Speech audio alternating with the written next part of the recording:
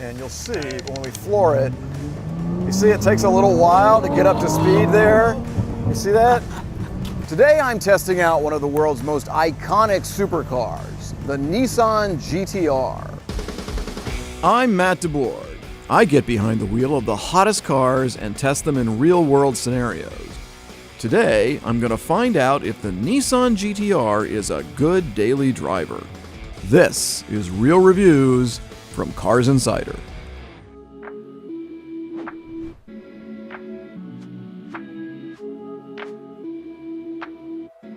The GT-R is one of Nissan's fastest and most powerful machines, but the company likes to tout it as being an everyday supercar. So what I'm going to do is take it out, run some errands that I would typically run, and see if I can use this thing as a daily driver. But I'm going to kick it up a notch, because what I have here is the Nissan GT-R Nismo, a faster and more powerful version of the car. Let's see if we can tame this beast.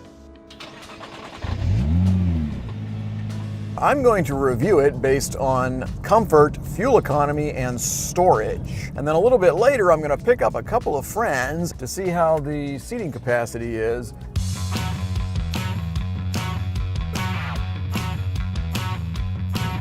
All right, so let's talk specs for a second. The Nissan GT-R Nismo has a twin turbocharged V6 that makes 600 horsepower with 481 pound-feet of torque.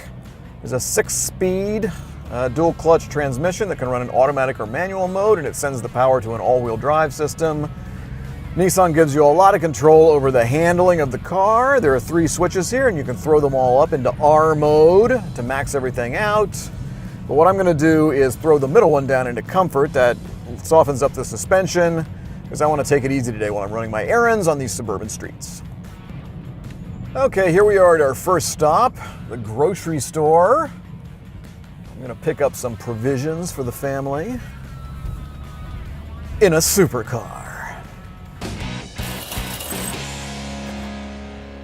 Okay, now that we're on our way over to the hardware store, I have a little bit of time to talk about the Nissan GT-R Nismo as far as comfort and fuel economy are concerned. Let's start with comfort. We have it in comfort mode as far as the suspension is concerned, and it's really not that comfortable. This is a stiff car. It's a supercar. No one would expect it to be Buick soft.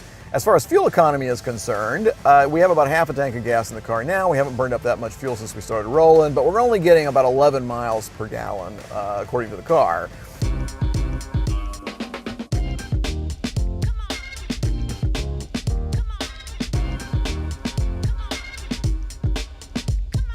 And here we are. Let's go buy a chainsaw.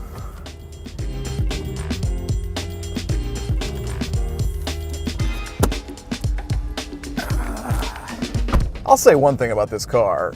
It is stupendously fun to drive and extremely easy and rather forgiving. Now, it has that reputation, but as supercars go, unless you flip it into full Godzilla mode, it's pretty manageable. So, you know, in that respect, not bad as a daily driver candidate, at least in the supercar genre. Now, what I don't like about it is every time you start the car, you get to I also don't like that every time you start. I don't like the constant weather warnings from the infotainment system. That drives me nuts. I got them 5-10 minutes ago. Every time you turn the car off and start the car again, it resets everything. So even if you got the weather warnings from the infotainment system, 10 minutes ago, you turn the car off, you go out and do something, you come back in, turn the car back on, it forgets everything. It has no short-term memory. It has no long-term memory. It has no memory at all. Now that I've spent a decent amount of time inside the GT-R, let's talk about the interior.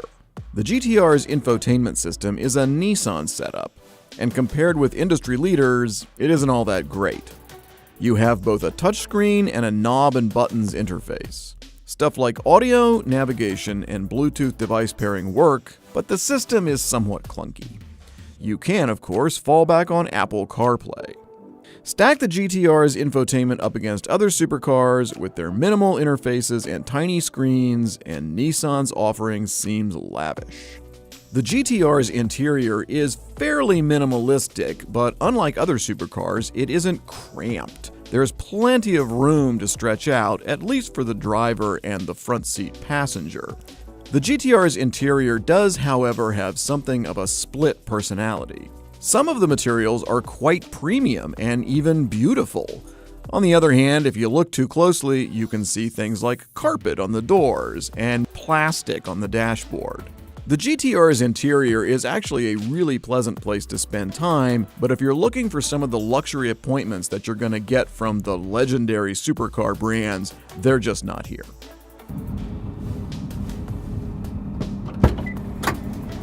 What's up? Gentlemen, it's been a long time. Oh, all right.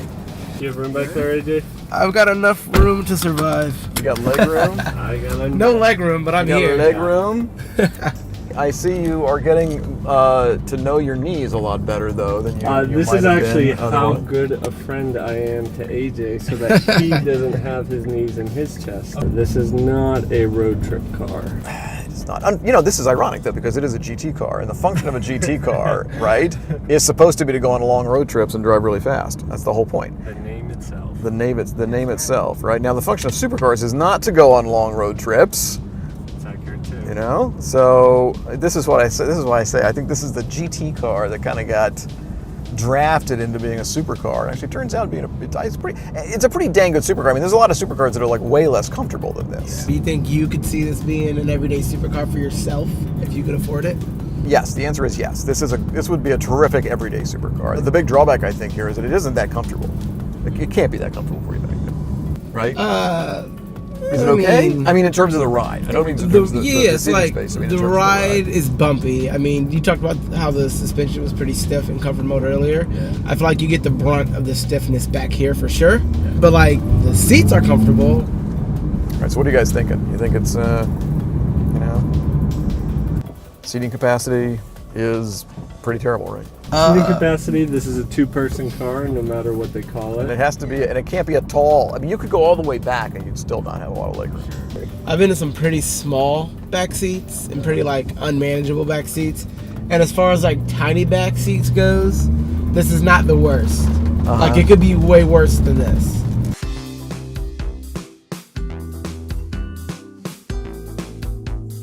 Okay, so that's the end of my day with the Nissan GTR Nismo. It is a staggeringly fun car to drive, but let's answer the question, is it a great everyday supercar? Well, let's talk about comfort first.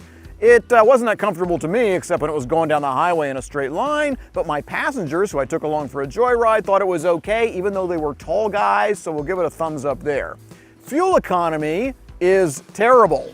18 miles per gallon is what they claim as a combined number, but we were getting something like 11. Now, how about seating capacity? Well, I think it's okay for somebody in the front seat, but if you put a tall guy in the back seat or even a normal-sized adult, it's going to be very cozy. So a bit of a problem there, but the trade-off is that you get a really big trunk.